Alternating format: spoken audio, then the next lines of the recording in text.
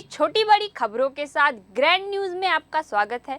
नमस्कार, मैं तिलेश्वरी। आगे बढ़ने से पहले आइए देखते हैं आज की हेडलाइंस। सांसद बैज व विधायक बेंजाम ने किया नवीन पंचायत भवन का भूमि पूजन।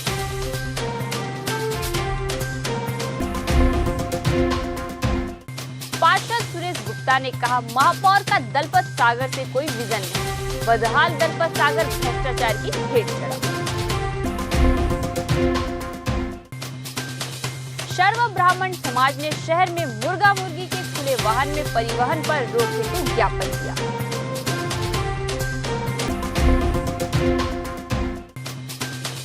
कलेक्टर दयाराम के ने कहा कि कौशल व हुनर को आजीविका के साधन के रूप में विकास करें।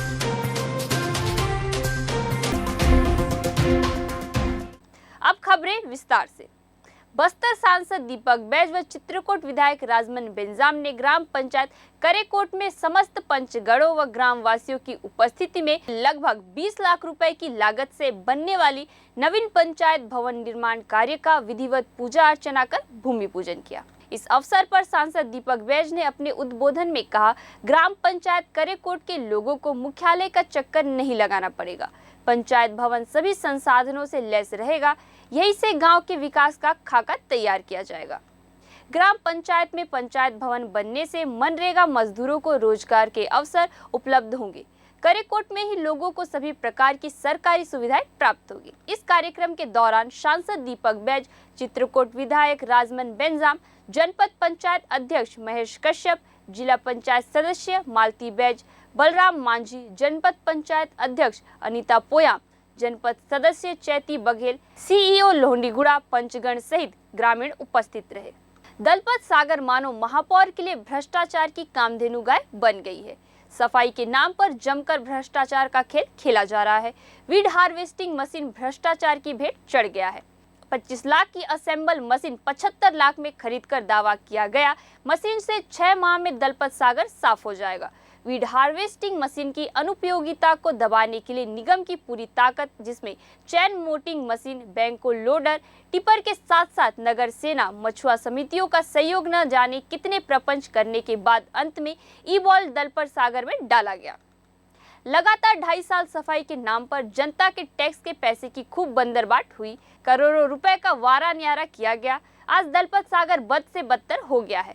दलपत सागर में चारों ओर जलकुंभी भरी पड़ी है, मानो दलपत सागर अपने अस्तित्व की लड़ाई लड़ रही हो।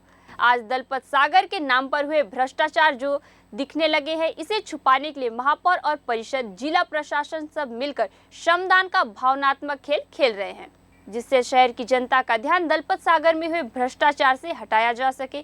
मगर शहर क्षेत्र की जनता अब दलपत सागर सफाई के नाम पर करोड़ों की भ्रष्टाचार को देख समझ रही है। आने वाले समय में यही जनता कांग्रेस के भ्रष्टाचार का जवाब जरूर देगी और इनके भ्रष्टाचार और उजागर करने के लिए भारतीय जनता पार्टी सदैव जनता की आवाज बनेगी। नगर अध्यक्ष सुरेश गुप्ता एवं महामंत्री संग्राम सिंह राणा ने संयुक्त बयान में कहा, जगदलपुर महापौर का दलपत सागर पे कोई विजन नहीं रहा। बदहाल दलपत सागर भ्रष्टाचार की भेंट चढ़ गया है। महापौर की सेल्फी पॉइंट बन गया है। करोड़ों रुपए फूकने के बाद भी दलपत सागर जलकुंभी मुक्त नहीं हो पा रहा है। सभी नेतागण दलपत सागर से राजनीति चमकाने में लगे हुए हैं। जन सहयोग से की जाने वाली दलपत सागर की सफाई का हम स्वागत करते हैं। पहले वीड हार्वेस्टिंग मशीन आई और जमकर उसमें भ्रष्टाचार हुआ। असेंबल की हुई वीड हार्वेस्टिंग मशीन के साथ नगर निगम की महापौर महोदया और पूरे कांग्रेस परिषद ने ऐसा इसको प्रचार प्रसार किया कि और दावे किए गए कि 6 महीने में दलपत सागर इस मशीन से साफ हो जाएगी। लगातार महापौर के और निगम परिषदों ने जमकर लूटपाट की, पब्लिक के पैसे का दुरुपयोग किया। डीजल के नाम पर एक वीड हार्वेस्टिंग मशीन को सामने रखकर उसमें न जाने कितने प्रकार की मशीनें लगाई गई, चाहे वो चैन माउंटिंग मशीन हो, निगम के टिप्पर हो, नगर सेना हो, मछुआरा समिति हो, ऐसे सारे तंत्र लगाने के बाद और अंत में ई बॉल डाला गया है। ये सब लोगों को इमोशनल ब्लैकमेल कर रहे हैं और भ्रष्टाचार की ये खुला इनका चारागाह बन गया है। महापौर महोदय का, कांग्रेस के नेताओं का, सम्माननीय विधायक का। ये सिर्फ और सिर्फ आते हैं, इसे अपनी सेल्फी पॉइंट बनाए हैं, श्रमदान के नाम पर फोटो खिंचवाकर लोगों को इमोशनल ब्लैकमेल कर रहे हैं। जनता देख रही है 2.5 साल में आपने दलपत सागर का क्या हाल कर दिया, और ये दलपत सागर अपने अस्तित्व की लड़ाई लड़ रहा है। आने वाले समय में शहर की जनता जिस तरह से शहर की जनता के पैसे का दुरुपयोग हुआ है, ये शहर की जनता इसका जवाब जरूर देगी।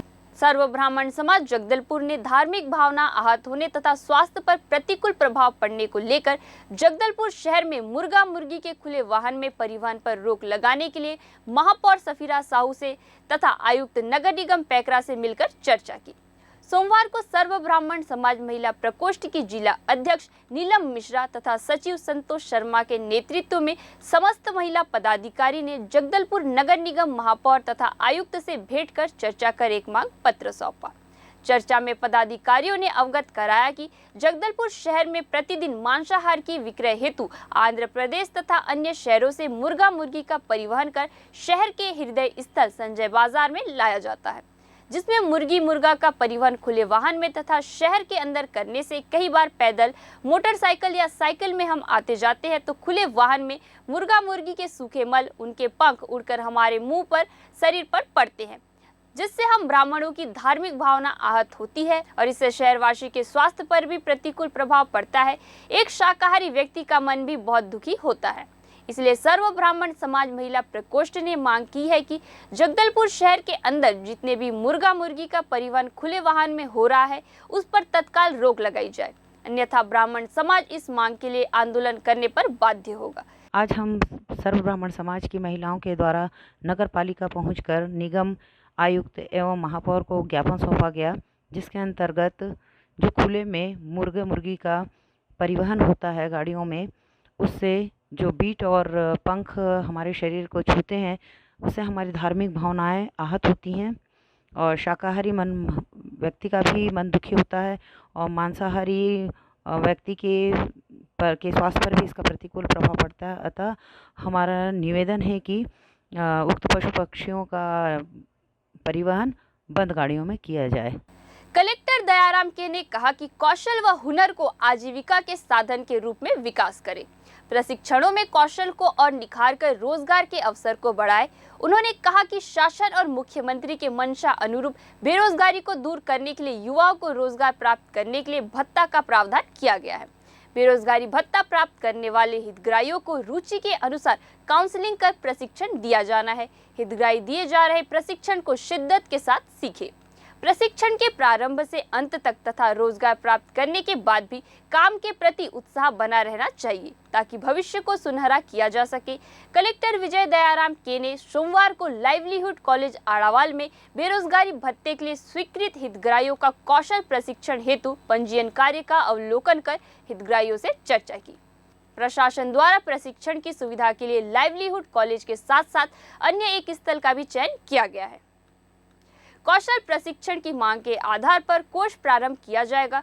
प्रशिक्षण के दौरान प्रशिक्षार्थियों का बायोमेट्रिक उपस्थिति दर्ज की जाएगी। साथ ही प्रशिक्षण उपरांत बेरोजगार मेला का भी आयोजन किया जाएगा।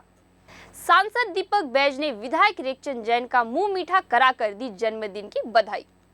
बस्तर सांसद दीपक बैज ने अपने साथियों के साथ संसदीय सचिव व विधायक जगदलपुर रेखचंद जैन को उनके जन्मदिन के अवसर पर केक कटवाकर मुंह मीठा कराकर जन्मदिन की बधाई दी। तत्पश्चात सभी के द्वारा बारी बारी से जैन को मुंह मीठा कराकर जन्मदिन की बधाई प्रेषित किया गया। इस अवसर पर नगर अध्यक्ष कविता साहू, पार्षद कोमल सेना, अवधेश झा, सांसद प्रतिनिधि बस्तर आशीष मिश्रा, सांसद प्रतिनिधि दरभा महादेव नाग, विमल गौरव, अयंगर, नीलम कश्यप, एस नीला, लखन दुर्गा आदि मौजूद रहे। हैप्पी बर्थडे टू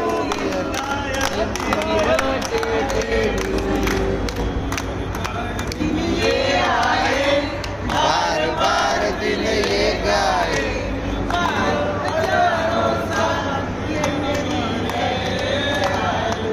बस्तर जिले के लोहंडीगुड़ा विकासखंड के अति संवेदनशील ग्राम हर्रा कोडेर में बैंकिंग सुविधाओं का लाभ ग्रामीणों को मिलने लगा है। ग्राम में बैंक सखी के माध्यम से सामाजिक पेंशन तथा मनरेगा कार्य का भुगतान की जा रही है। ग्राम हर्रा कोडेर की 12वीं पास संतोषी ठाकुर बैंक सखी के रूप में कार्य कर रही है। जून माह के प्रथम सप्ताह में हर्रा कोडेर में आयोजित जन चौपाल में संतोषी ठाकुर ने कलेक्टर विजय दयाराम के समक्ष रोजगार के अवसर देने की मांग की थी।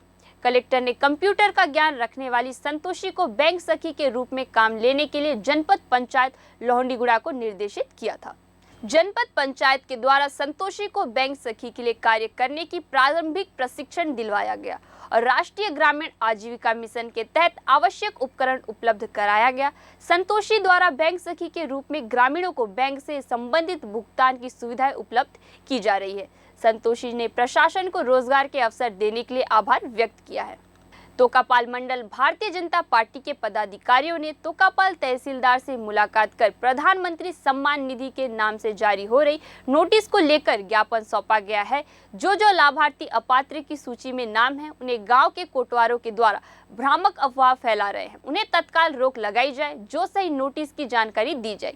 इस अवसर पर उपस्थित रहे पूर्व विधायक लच्छूराम कश्यप, नवीन विश्वकर्मा, मंडल अध्यक्ष विनायक गोयल, रैतुराम बघेल, चंद्रकांत भंडारी, बाबुल नाग, महिला मोर्चा मंडल अध्यक्ष शांति नाग, जलन कश्यप और बड़ी संख्या में कार्यकर्ता मौजूद रहे। विगत कई दिनों से बस्तर जिला एवं आसपास के क्षेत्रों में गर्मी ने अपना रौद्र रूप दिखा रखा है।